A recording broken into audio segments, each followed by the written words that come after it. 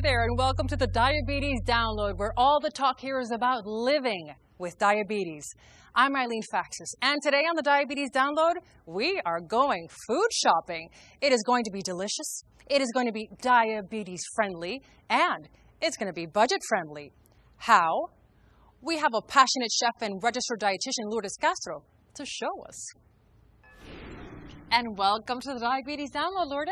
Thank you for having me. It's great to be here. I'm looking forward to this segment. You know, food is obviously a part of all of our lives, but when you have diabetes, it seems like it takes on another level of complication and cost and help. Okay, eating healthy does not have to be expensive or complicated, and I'll show you.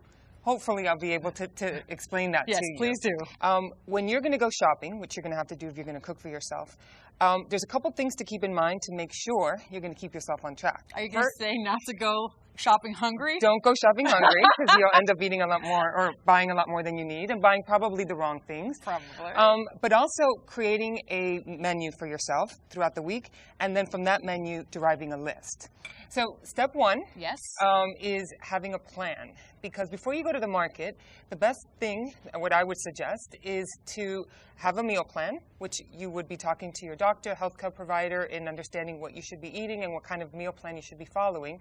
From that plan, derive a list, and then with that list, go to the market.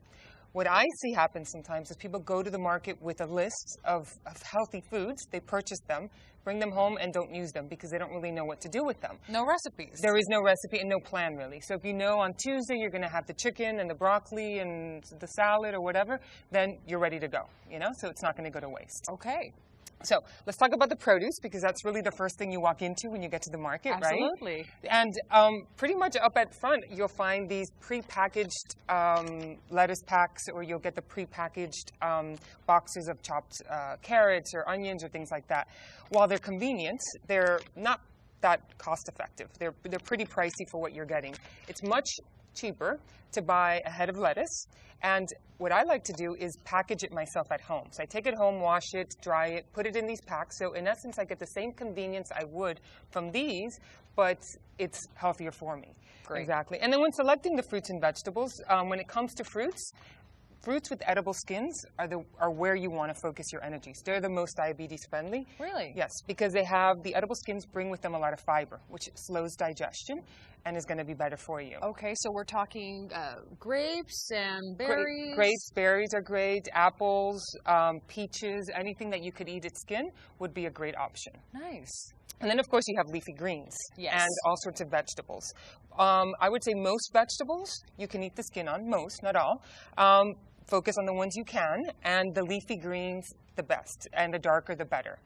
I always hear that. Yes, because they have a lot more vitamins, and so they're going to be better for you, and they're packed with fiber, which, as I mentioned, slows digestion, very diabetes friendly. Sweet potatoes are also a great option. Not only do they bring brightness and color to your plate, they bring lots of fiber if you eat the skin, and a ton of vitamins within that red pigment. There's a lot of vitamins that's kind of tied into that, so it's a great option to have a potato that's really diabetes friendly and good for you. Brilliant. Produce, fresh is best, and it's very healthy, but canned and frozen are great options when it comes to fruits and vegetables. Let's talk a little bit about the frozen fruits, or rather frozen fruits and vegetables. Nutritionally speaking, they're the same as fresh. The difference you're going to find is the texture. They may be a little bit different in texture, but you don't have to worry about their being nutritionally inferior. They're cost effective in that they're not perishable. So you can always have them in the freezer, ready to go whenever maybe you didn't have time to go shopping or whatever, and you'll have something on hand. Sure.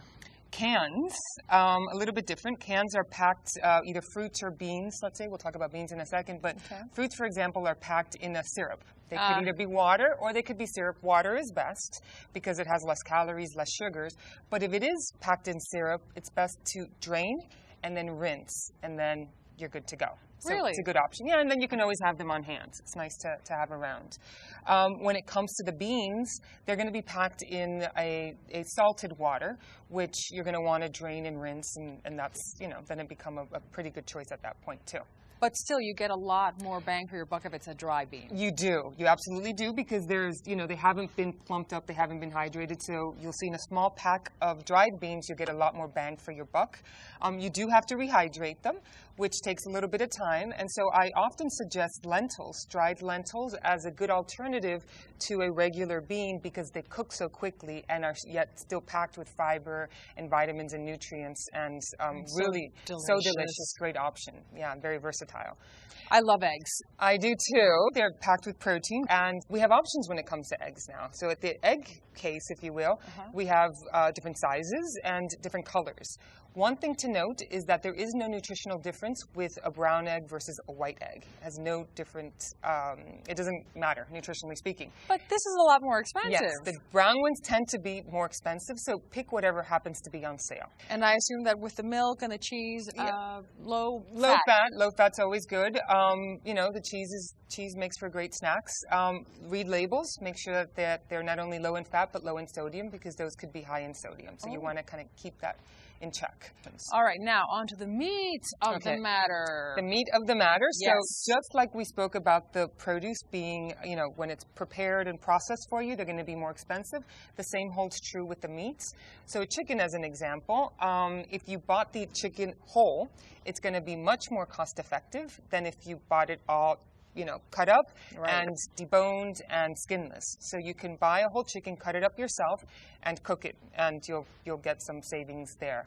Ground beef, well, I would say it's a popular option because it's so versatile, right? And it's also could be pretty inexpensive in comparison to cuts of steaks and things like that. Right.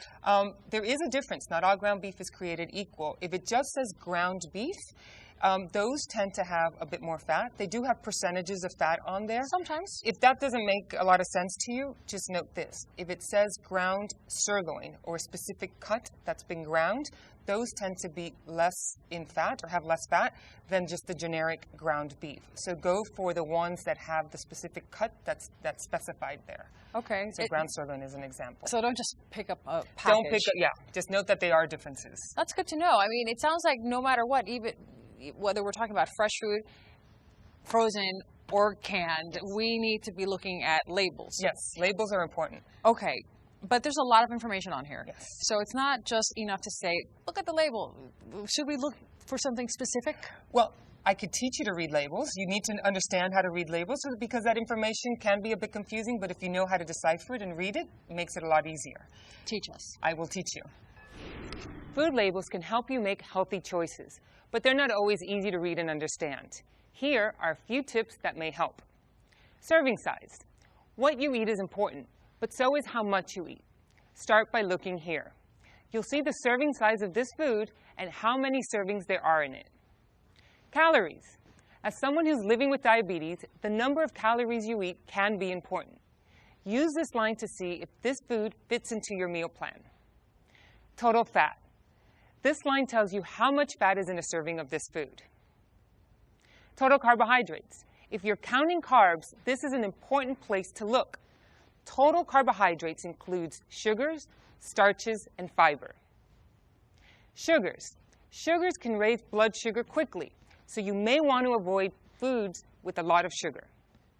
And that's just the top line on reading food labels. There are plenty of other lines there too. So what did we learn about food shopping with Lourdes? 1, don't shop hungry. That's great advice for everyone. 2, preparing foods at home usually costs less. Pre-packaged, pre-cut can run you more. 3, reading food labels can really help you make healthy food choices. It is all part of the 4 cornerstones of diabetes care: healthy eating, being active, keeping track of your medicine, and checking your blood sugar. And while we're on the topic, let's always stress the importance of working with your diabetes care team. That's it for this segment of the Diabetes Download, where we have learned more about diabetes-friendly food shopping that won't break the bank. For more on the Diabetes Download, stay with us, because we are the talk of people living with diabetes.